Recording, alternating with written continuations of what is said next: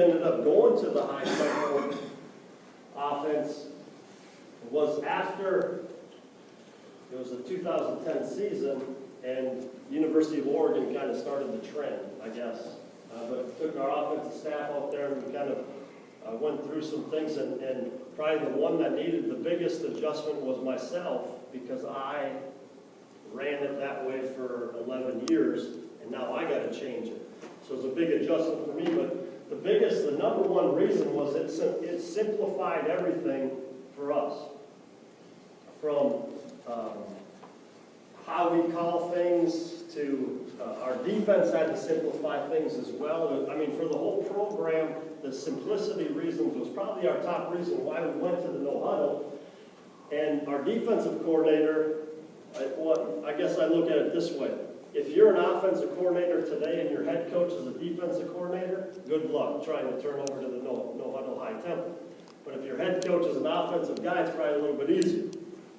And Coach Blackburn has been really good because, I mean, there's all the misconceptions of 3-0, 3-0, 3-0, offense is out the field, defense is back on the field, and I got the diagram later of the total plays that we ran to the defense or whatever it may be. But I think the thing for him, which he likes, is he's now forced every single day in practice to snap through his calls, shorten them up. Okay, you can't have all these long verbiage calls of a front, of a blitz, of a coverage. It's something that's got to be quicker. So it really made us all think, because in practice we're trying to go as fast as we can. We trimmed our offensive playbook dramatically. Now, the offense was brought in, and when I first started here, I was the offense coordinator. So we had this thick playbook. Gosh, we had all these great plays against certain things, and I looked through that thing and I'm like, we barely ran those plays, and our offensive playbook just kept growing and growing and growing. So we really simplified things. We don't run a lot, okay? My offensive staff does a great job of you know what? Let's do what we do, and let's do it pretty good. And they've done a great job. So we trimmed our playbook, shortened our verbiage of our plays. The other thing was control the pace.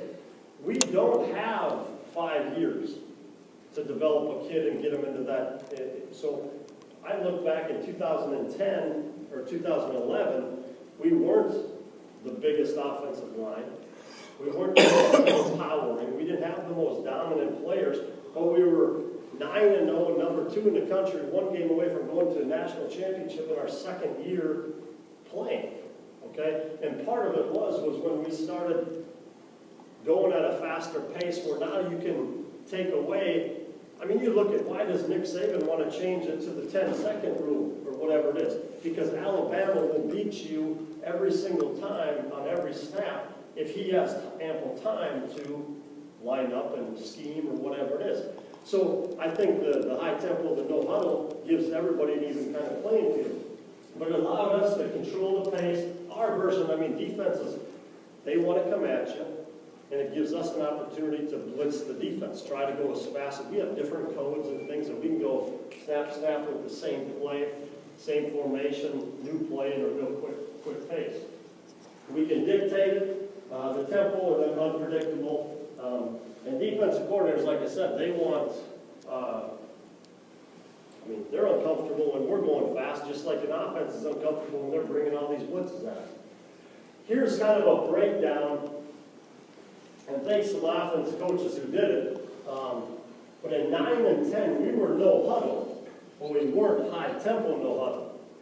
Okay? 11, 12, and 13, and you can see, I mean, in 12 was our national title year, and it was a special year. I don't know if we'll ever hit those numbers ever again, but you can see the difference from just traditional no-huddle. We weren't trying to go as fast as we could, to where in 2011, 12, and 13, the biggest thing for me, first downs, obviously you have points per game or something, but first downs, offensive touchdowns are way up. Our offensive plays per game, from when we were a no-huddle, when we're going 64, 69, to in the 80s. And I'll show you on the next slide kind of the difference of how many more plays we can run. Third down, fourth down, and that thing is bad situations when you're high tempo, no huddle, and we've had pretty good success. But the other thing is you're calling plays that normally you call on third down, you're calling some of them sometimes on first down with what we're doing. So it makes it even more difficult for a defense. Here is kind of a breakdown of our plays. And there's a discrepancy in first half, second half, and we've outscored some opponents, but basically, we had over 240 more snaps than our opponents. Okay, now if you were going to go on 85 yard or 85 play average, we played almost 3 more plays. It's no different in basketball. The more 3-pointers you shoot, the more you make, okay, the more points you're going to score. The more opportunities you snap for football, the more opportunities you're going to have to score. Yes, you need playmakers, blah, blah, blah, all that stuff. But we come out of the gate pretty good within the bottom parts, our scoring and how we, in our opponent's scoring to the up top of the plays. So we've got over 200 more first half snaps than our opponents. Wear them down, we get up on them, and so where it's a little bit more challenging. And this is coming from a head coach who was his offensive system, and having some assistant coaches who, and seeing the transition in college football and why we would go to the no-huddle or the high-tempo stuff. Number one, guys, you have to believe in if you're going to go high-tempo, you have to believe in it from across the board. 11 of my 14 years as a coordinator and now as a head coach and coaching the quarterbacks, we were in a no-huddle. But if you're going to change, why do you want to go to the no-huddle? For us, gosh, I mean, I still remember sitting in our meetings going into a bowl game against Snow College, and they were bigger, they were faster, they had a whole bunch of guys, and we felt we were pretty good to go to the high tempo. Is that I want more snaps, I want to be more multiple, I want to get more I want to wear the defense down, or whatever it may be. You've got to make that decision of why you're going to go to the high tempo no-huddle offense, and then that's going to dictate the style of no-huddle. There's different styles. I mean, you look at Oklahoma, they'll get under center. Shoot, I just read an article that Oregon got under center in spring this year for the first time since how long? So there's different, maybe your emotion, maybe your personnel no-huddle. You can do different things. For us, we want to go as fast as we possibly can. So we're not in 21, then 11, then 10. In 2012, we were 3-by-1, 2-by-2, 10 personnel, probably 80% of the time. Okay? This year we may be a little bit more multiple with 11 personnel and 10 personnel going back and forth. The other thing is you can't be afraid to change. And I say this is our biggest adjustment. It was my biggest adjustment. Okay, and as a coach for 11 to 14 years, calling a formation this and then changing it, it took me longer to learn than my players to learn.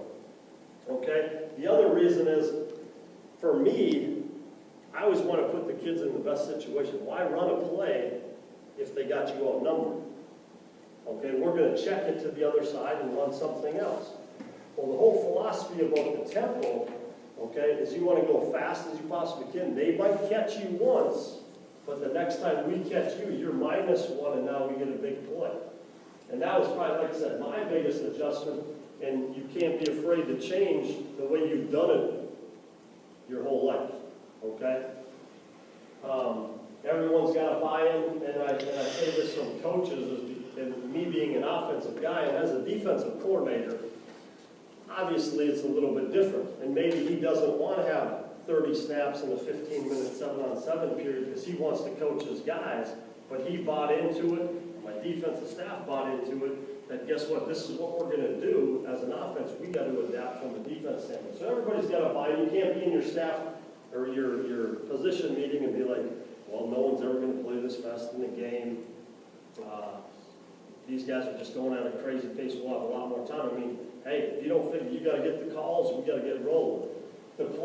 Our players believe that they'll wear anybody down. I mean, I'm not saying we're going to line up. We go play Trinity Valley in Texas, we get off the bus and I'm looking at them like, holy crap, how are we going to beat these guys? I mean, they looked the part, but our players believe that through the course, we're going to wear them down, okay? The other thing is be creative in your system and designing it. And I think that was, gosh, I don't know how many hours we sat in a staff room offensively trying to design our system, and how do you call it? How do you make it easier? Your signals. The biggest point of emphasis I'll give you there is whatever you tell the kids, they're going to learn, okay? The biggest adjustment was, for me, instead of calling a 2x2 Ron 9, it was now doubles right, okay? So it took me longer to learn it than the players. They don't, in our time, they didn't retain it from year 1 to year 2 as much anyways, okay? But develop it that makes sense to you, the kids are going to learn. I mean, I don't care if you call it 3x1 formation red, they're going to learn where they line up. So it doesn't necessarily have to have a rhyme or reason, they'll memorize it from that standpoint. The next thing would be is you got to have alternative ways, and I'll say this, when I first went to the No-Huddle, we sat there for hours upon hours and had 3 different ways to call inside zone, 3 different ways to call outside zone, 3 different ways to call this. You don't need it, okay? I don't know if in my time we've used an alternate way to call a play in the last 3 years. And I say that because who's going to know it? The opposing coaches might get your signals or might figure it out, but by the time they're relaying it out to their players, it don't matter. So you got to have some. We play some people twice. You probably got to have something alternative of a way to get the same play if you're running it over and over and over again. But I won't spend a bunch of time with it because we barely use it. The tempos that we use, and the first ones are number 1. We don't give a signal. It's not necessarily we change tempos, but the regular tempo is as fast as we possibly can go. As soon as we can get it in, we're rolling, okay? The procedure for it is we have signalers. We don't have dummy signalers, okay? So we don't have one guy who's hot the first half, the other guy who's hot the second half.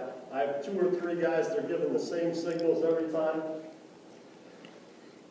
Everybody gets the signal except for the O-line, okay? The quarterback then will take the signal and tell the offensive line what they need to know. They don't need to know that we're running smash. All they need to know is that we're running this type of protection. So we'll give them the protection.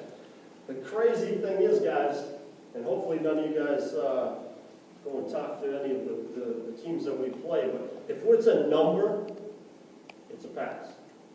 I mean, a pass protection. We do have some other things. But I mean, so you say that, and if they hear 14, 15, 4, 5, 0, 1, it's a pass. And no one's ever, I've never heard of any of our players come up, they know it's a pass because of our call.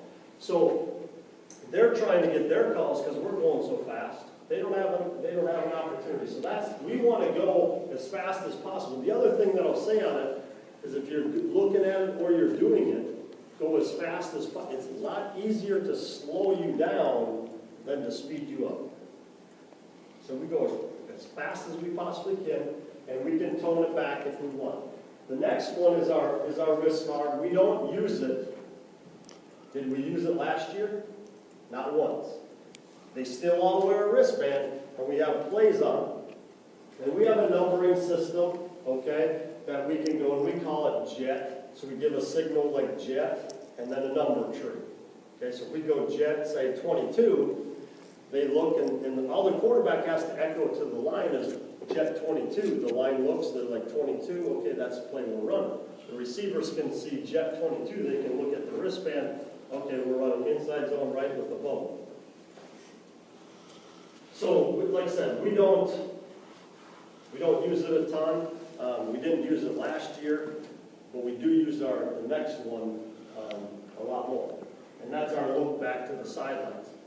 The whole purpose to it is that you can go jet 22, snap, go run a play. You don't have to tell them eagle right, so, or eagle right to the lineman so no one can know. Well, the next one, for instance, will go jet 99, and they're supposed to look at the wristband. There's no 99 on the play, or on the wristband, so it's a dead play. So they'll go down and say, and then everybody looks to the sidelines, and then we give them a play. So that's kind of our big thing. Now the big thing here is we work with this look back is if we get someone to jump off sides, the center snaps the football, and we throw a fade on the outside. Just a free shot. And we've had a lot of success with that. Teams that, like in our bowl game, personally I believe as the season goes on, we do this probably a little bit more than we do at the beginning. Teams see us a lot, they may make some adjustments. Teams that do multiple blitzes or play at kind of multiple fronts, we're going to blitz, look back, or jet check more than we normally do. We don't a ton. A lot of times it works into our jet check, but we can check with me if we want to base it on you want to run this play to a one technique, we could go cowboy check, okay? Quarterback then is going cowboy, he sees the one technique, and then he'll go hot or cold, right or left, whatever he wants to do. So we don't use it a ton. The biggest thing that I think that I like the most is the three code, or the code system. Number one, you can give them any name you want. But one is a signal instead of giving, and it's not that big of a difference, but if, say for instance, if we go doubles right with our thumbs up as doubles right, and the next time we want the same signal or the same formation, we can give them a flash. Okay, we don't have to give doubles right signal. That just aligns them in the same formation, okay? And just a speedy way to do it. The next one though, super, turbo, whatever you want to call it, is the identical formation, or the same formation, the same play. That in 2010, we ran the same play 7 straight times against the team.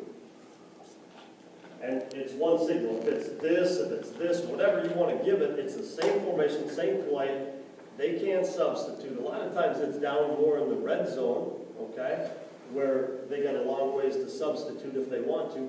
But if you get them in a good look, and you want to run the same play, run it again. It's one way instead of going pro right, hippo right, whatever it may be. Now we just give one signal. It's the same exact thing.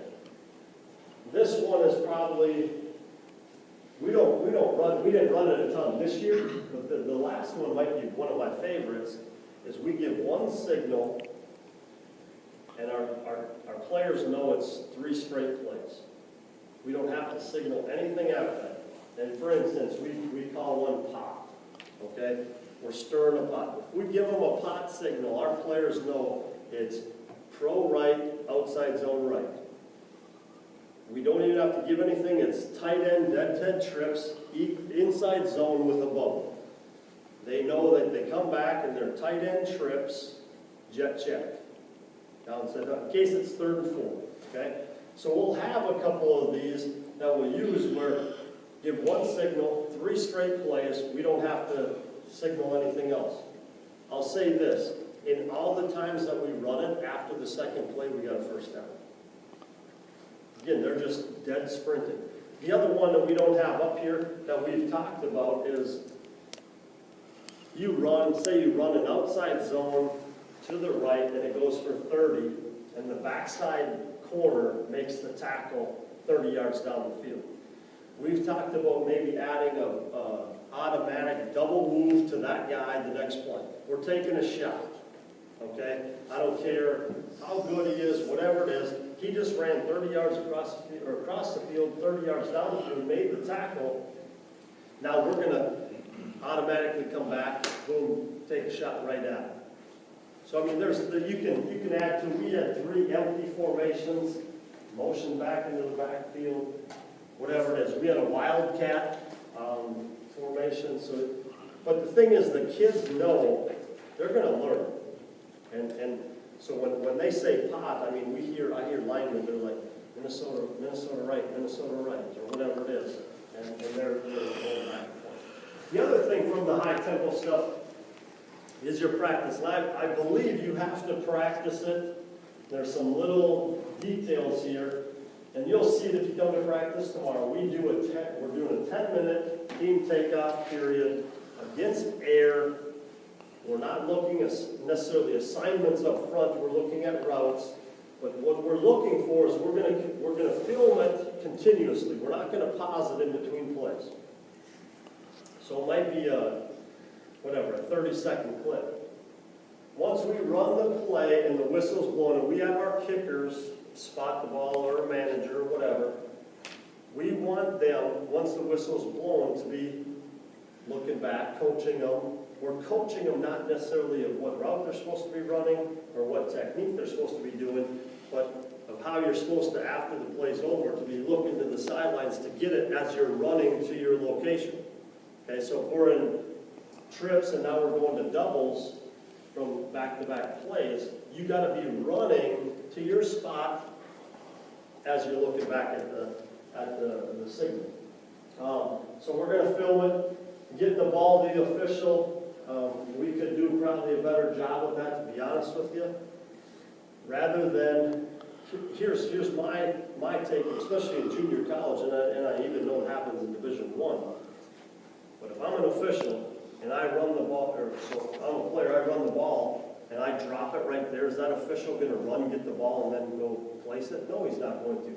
But if I get tackled and I have the ball, and as I'm running back to where I need to go, and I toss the official the football, it's probably going to get spotted a lot faster. The quicker you get it spotted, the faster you're going to be able to get the next snap on. So we work with them on it. And that's part of it, and filming it and all that stuff. The other thing that I've learned, and yes, we don't get a ton of time with it. It's not like we control our players. So I can compare it to high school. We may get, quarterbacks, I get an hour a day in between their, some of our other positions got to go either later at night or early in the mornings to get maybe 2 or 3 hours a week with them. But you're gonna spend some time in, you gotta spend some time in the film room coaching them rather than on the field. Okay? And we don't get as much as we'd like to get. But I think that's the biggest thing is we're running plays. We don't redo too many plays. I mean, if it's a bad snap, maybe I'll redo it. But I remember running power, tight end don't make the block, you're pissed, blow it, run it again. The DN knows what you're doing, you run it again. He does the same damn thing, run it again. You want to run it until it's perfect.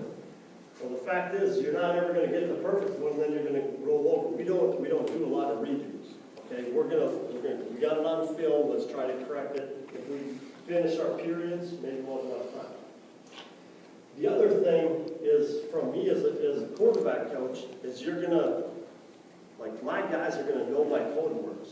So I'm not going to sit there. You got to look at the Sam linebacker, watch his depth, see where he's going. I mean, all I'm saying is, if we're running our mesh stuff, and I'm like, strong safety, strong safety, strong safety, hanger, hanger, hanger, whatever it may be, rocker throw, rocker throw, rocker throw. So I'm not spending a bunch of time with a lot of verbiage to my players. They know the code words from my meetings of what I'm looking for.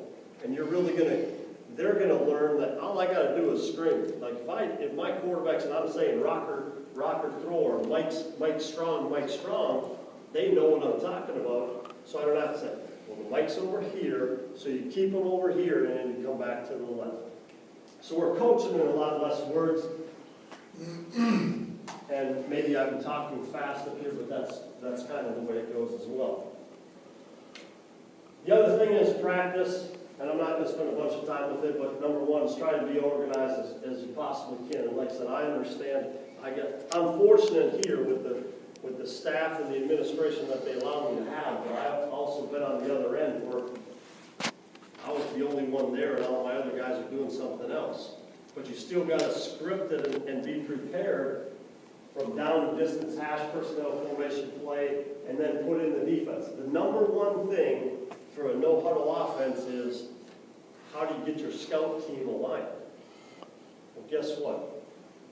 probably 80% of the time, if you're going at the pace you want, your opponent's going to line correctly all the time. Because we're going so fast. So yes, we're not always going to get the right look. He might not be in the proper technique that we would see in a game, but you got to be prepared to block. We cut, and this was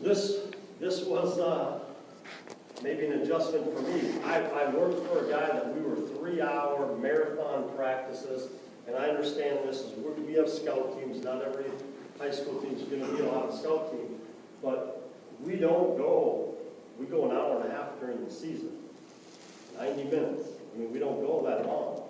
And maybe my defense coordinator wants to go a little bit longer because he's got to deal with the scout team offense. But we're going to run our plays, we're going to get through it, and we're going to go to the next period. It's not about running, so we're not overworking our guys. We'll get 30-plus plays in a 15-minute 7-on-7 session during the season. Now, during the fall, or during the spring, it's a little bit different because we're rotating groups. But during the season, we can get a bunch of plays in.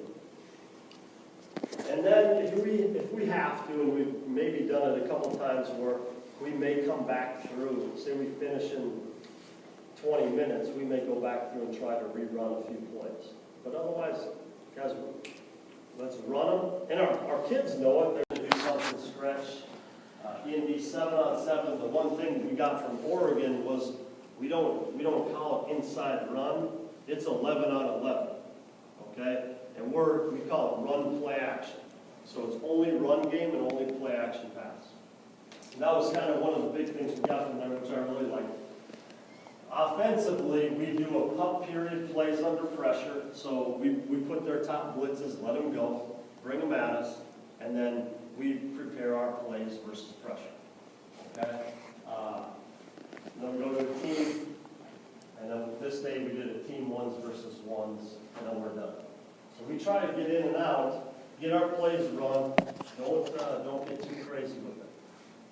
Any questions before I get into this? Any questions on no-huddle, packaging, system, tempos?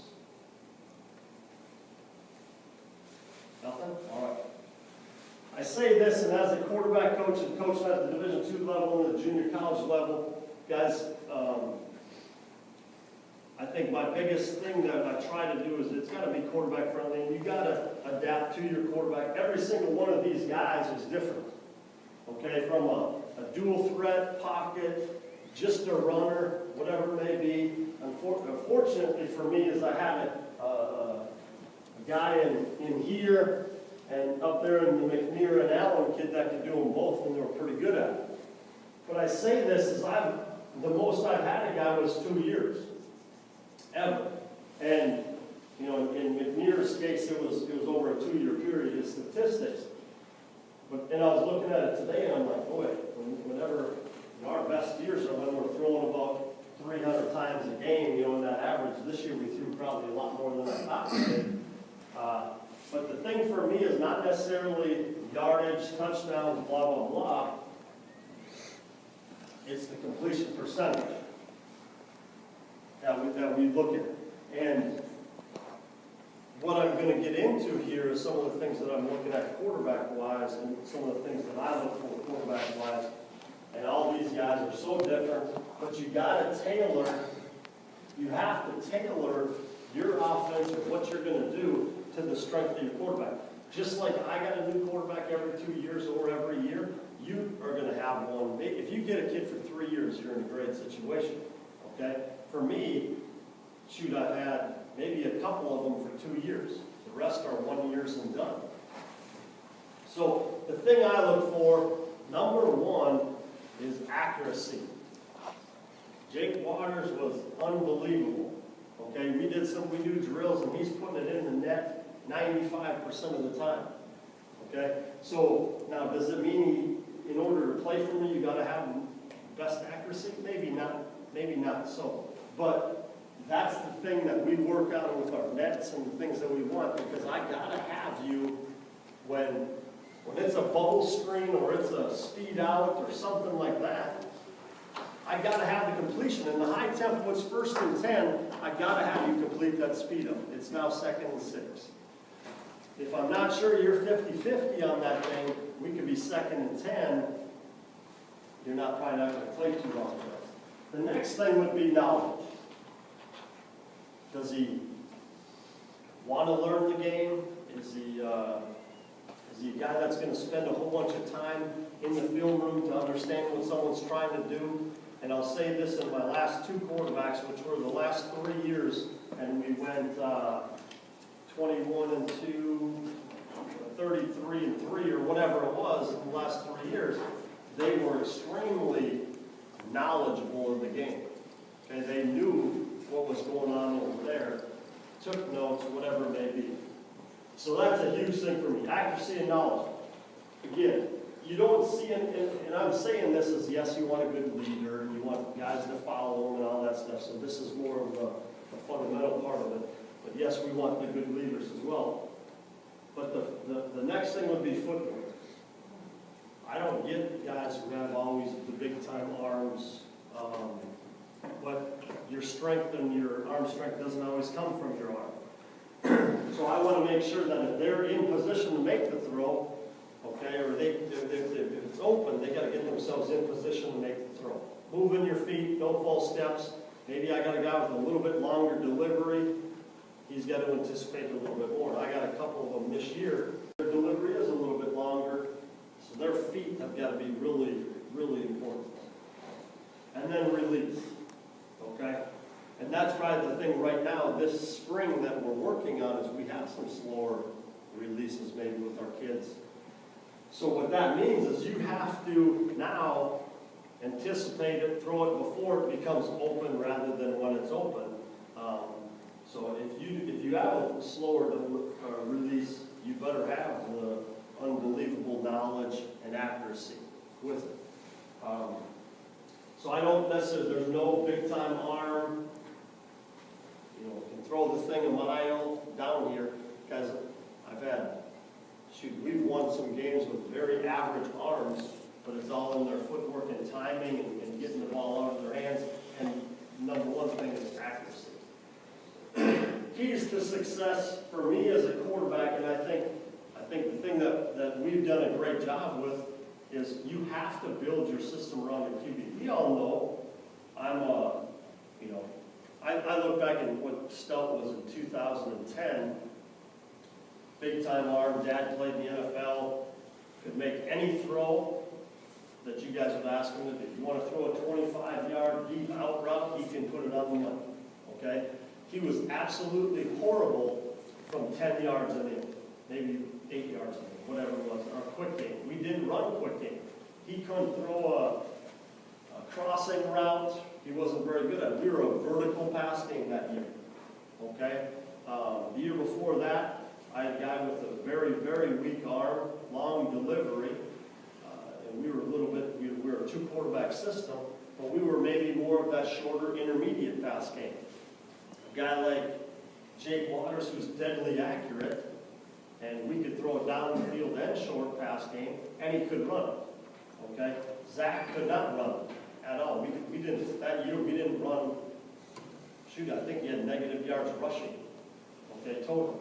But you have to, you guys don't get to pick. When we get to recruit, so there's maybe a bad couple of years for me of not being able to recruit the guy that I'm looking for, but you're getting what you got, okay? So if that's the case, you have to tailor your offense. You have to be open up. I mean, we're a zone read, triple option type team. If I got, last year, I don't know how many yards Connor had rushing, not very many.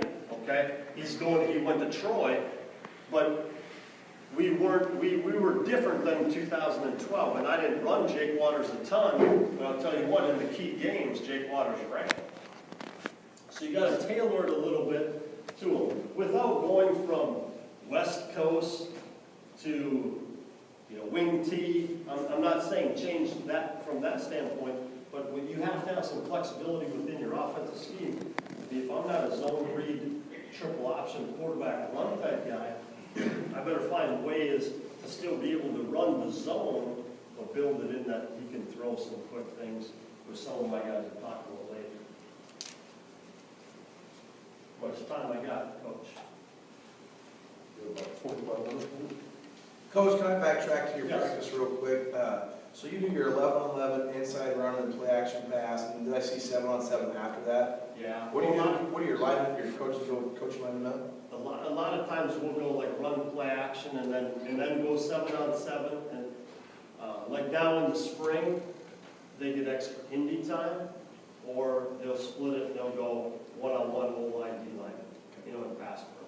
Just trying to. I mean, I think the one thing is my O-line and D-line coaches get a whole bunch of indie time, you know, which I think is, or walk-through time, whatever it may be. So some everyday drills and like I said, we can go through this, warm-up drills. You guys got them, the knee drills, whatever you want to warm up their arms. As playing quarterback, guys, to be honest with you, I think warm-up drills are BS. Okay, as far as they're not necessarily always working on their technique. Quarterbacks they're just taking it and throwing it or whatever. They think their arms warm. They don't know. You got to throw a little bit. So I let them do that. Okay, whatever they want to do to warm up their arms. But from that point forward, from our bag drills that we do, everyday bag drills, and basically all I'm doing, and it ends up being footwork, throwing, they're loosening up their arms, all that good stuff. But I'll put, 5 bags, whatever up. They're just going through them. Okay? Their eyes, if I have a net, I'll put a net here or somebody that can catch. They're just going through them, back and forth. Okay? I want their eyes at their target. The big thing for me is there's 2 things. Number 1 is you can't ever knock your ankles. Okay? So as I'm moving in the bags, just like playing basketball and playing defense, I mean, they don't ever want them to be close together, knocking your ankles. So I'm always stressing, I just want the short base, nice and easy, moving for a couple reasons. Number 1 is that window only happens so fast. So if I'm caught right here and he's open, what do I got to do? I got to get my base and then I got to step and throw. Now it's too late.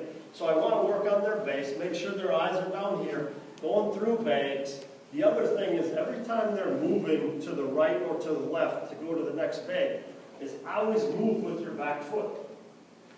And I have some guys that do a great job of it, and I mean this by even in the pocket.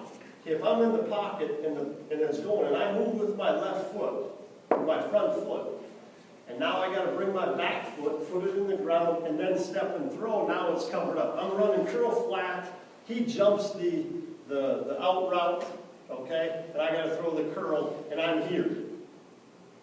By the time I go here and here, he's covered up. So I really stress to them every time they're moving side to side within the pocket, move with your back foot. You don't have to get a lot of depth, but move yourself here. And no false steps, because a lot of times they'll be like going this way, back and forth. So I want them to move with their back foot in between as they're going through. So we're working on our feet, and then I'll just give them a ball call. Anytime throughout, I give them a ball. And I want them to put the foot in the ground, and I want them to get it out as quick as they can. So as they're going through it, it's not full speed. I mean, they're 3/4 speed moving through. I'll go ball. I want it in the ground. I want it out.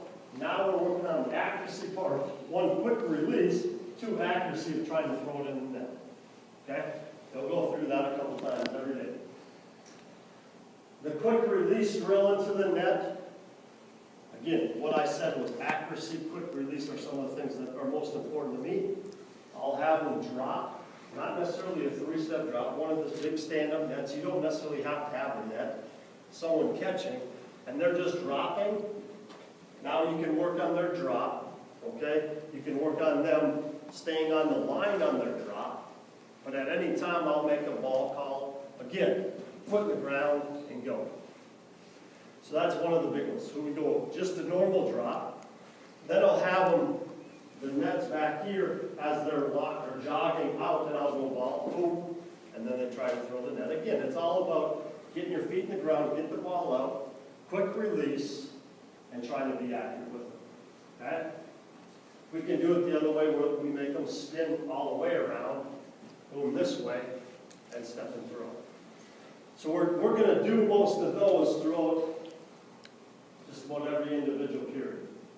If I have guys, and again, a lot of times in high school, the thing that I say is there's a circle, big old circle as a quarterback, right here.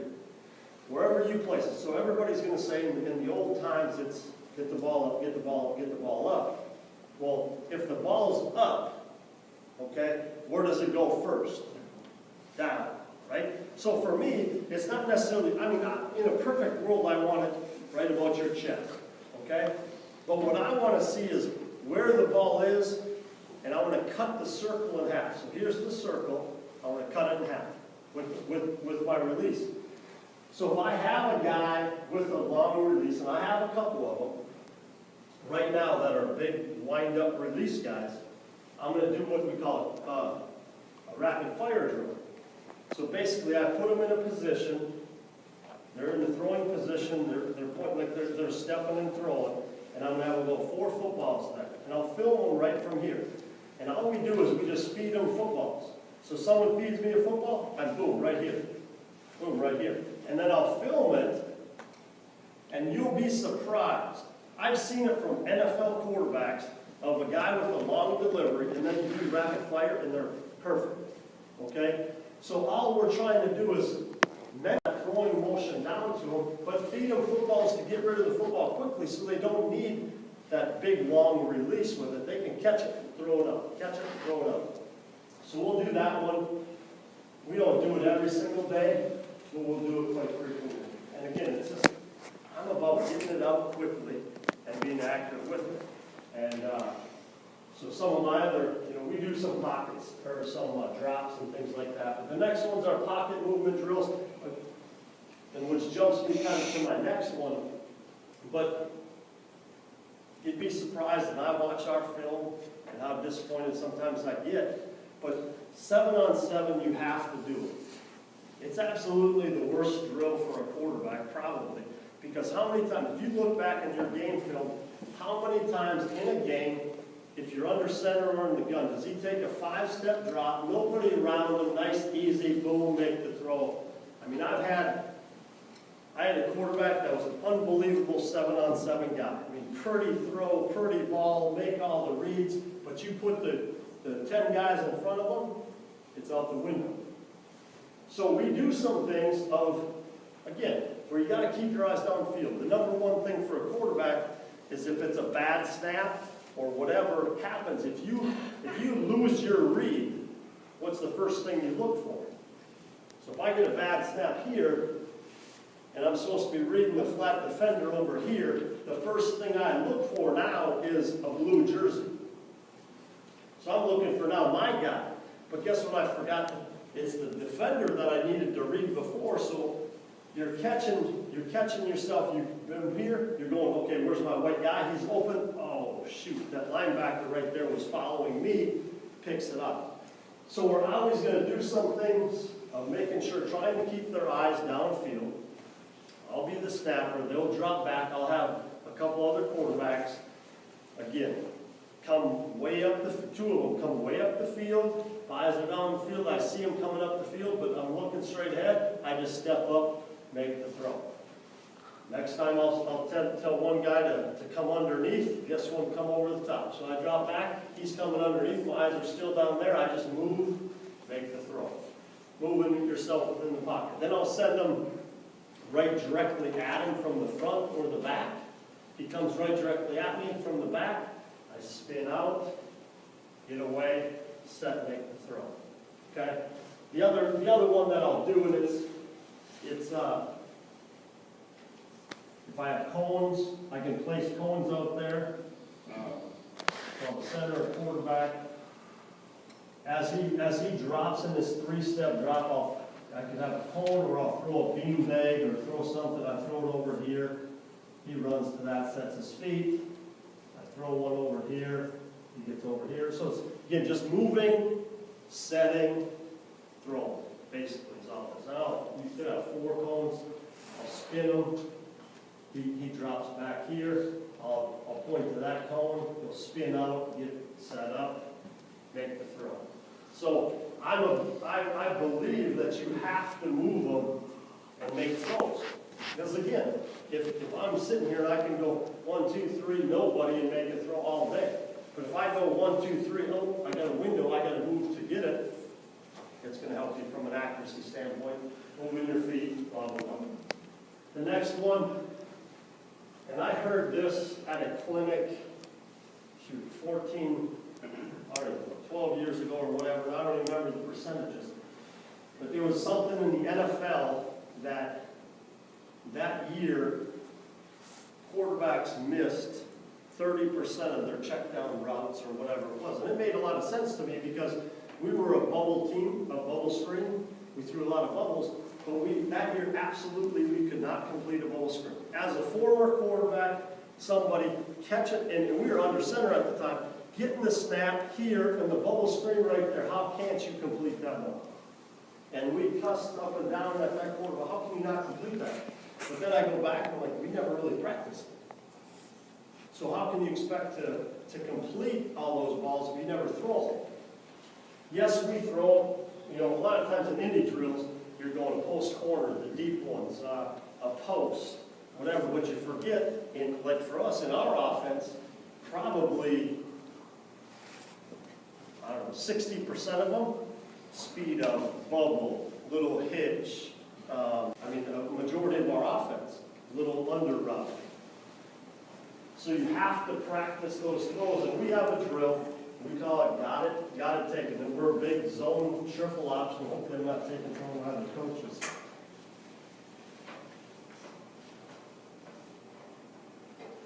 Got it, take it drill. It's over here. How much time I got, Coach?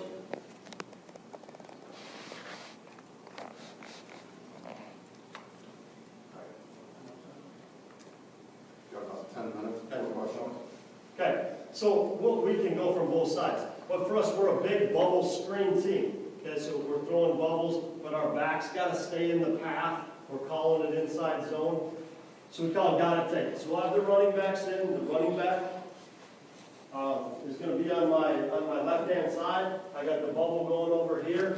They're staying on their course. All I want the quarterback to do is to catch, drop, we call it a rocker. Okay, they're like in a rocking chair. They're going to catch, rocker, throw the ball to the left.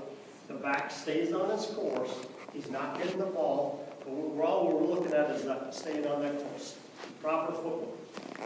Then the next drill from it is what we call our triple drill. So now the quarterback, we might have another quarterback being the defensive end. Now we don't have it. It's not automatic that we're throwing the ball. So we're catching it. Now we're reading the defensive end. If he crashes, now we pull and we're running, and then we can throw the triple or the ball. Again, the whole thing is we throw a lot of. We ran inside zone I don't know what the statistics were this year, but in 2012 we called inside zone in some capacity 900 times. Yeah, 900. 300 of those 900 we threw the ball. So it's a run play call, but we threw it 1/3 of the time. Speaking of that, Coach, besides your zone bubble, do you have any other run pass combos that you really like? We do, and is Mike going to speak on some of them? I'll talk a little about. He'll talk on some with our stick concept with the screen or inside zone draw type of thing. We do have a bunch, but I think you want to get creative that way. For me, it's whenever we're sitting there, we're like, okay, we're running this play, we like this play, but dang it, they got an extra defender right there. So how can we sneak someone over the top of them or whatever it may be in the combos? The other thing,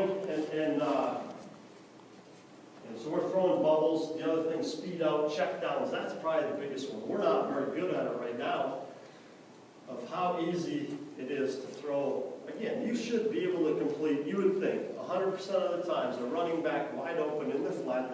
You're not trying to put it to a specific shoulder or just put it on.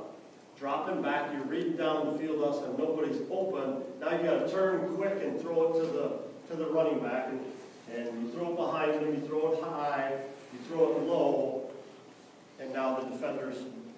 get collapse on. So again, we spend a lot of time on that, making sure that they're practicing those throws that we're throwing a heck of a lot of time. Finally, I'm going to get just a couple things and I'll open up to questions. And this is from a quarterback standpoint, but number one, camp install, and this is just a broad point. But guys, your go-to plays, I mean, we put in inside zone the first day. Inside zone and bubbles going in the first day. I look back, our number one play is inside zone with bubble. This spring, the first day, we put in mesh. The mesh pass game, okay?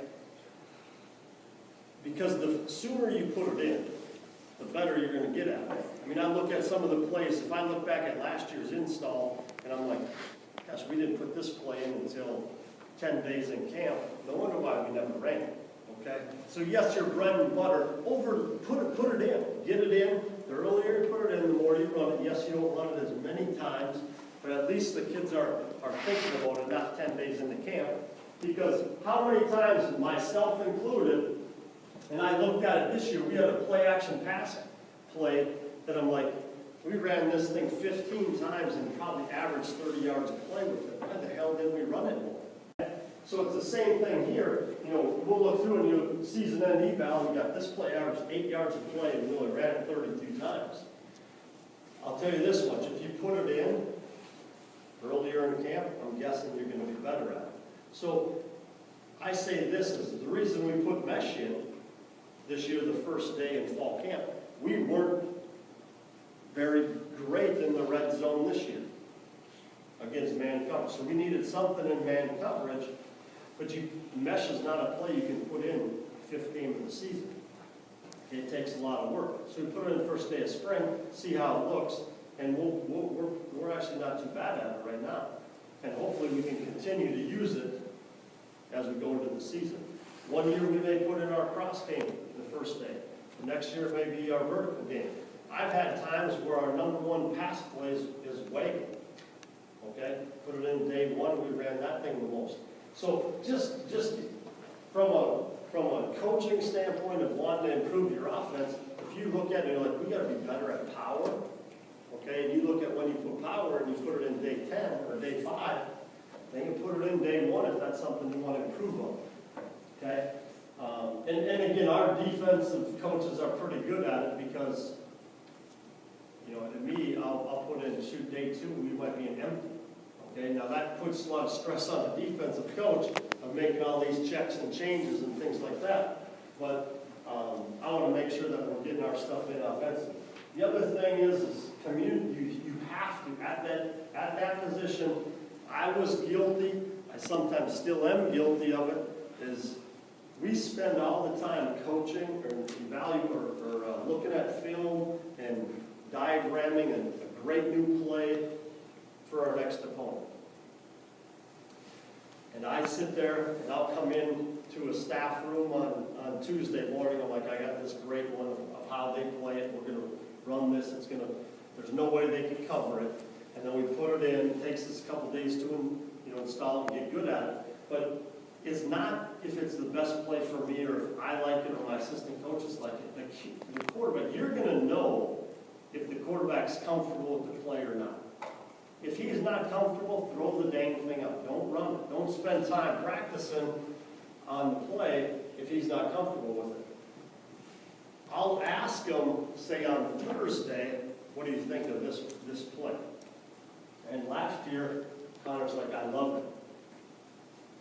Shit, we'll run it then, okay? Because I'm not the one throwing it, I'm not the one completing it. If he's comfortable with it, like I put in these vertical games and all this different stuff, and all of a sudden he drops back and he doesn't have confidence in his arm strength to get it, up and down in a quick window of 22 yards, don't run it. Okay? You might be wide open every single time you run it, but if he doesn't have confidence in throwing it, he ain't throwing it, okay? So talk to him. New adjustments, his likes, his dislikes. What is your favorite play? Because I'll tell you this much, if it's his favorite play, it's pretty common. There's a reason why it's his favorite. It's not because it gains 50 yards every play. He knows the read. He knows exactly where to go with the football. He understands how a defense is playing it. So I'll try to find those things that are their likes and dislikes. I'm not sure on this one, or I struggle on this one. Well, shoot, in practice film, I can figure out which ones are their dislikes after a few days. Because they're not very successful. And then, just like any quarterbacks,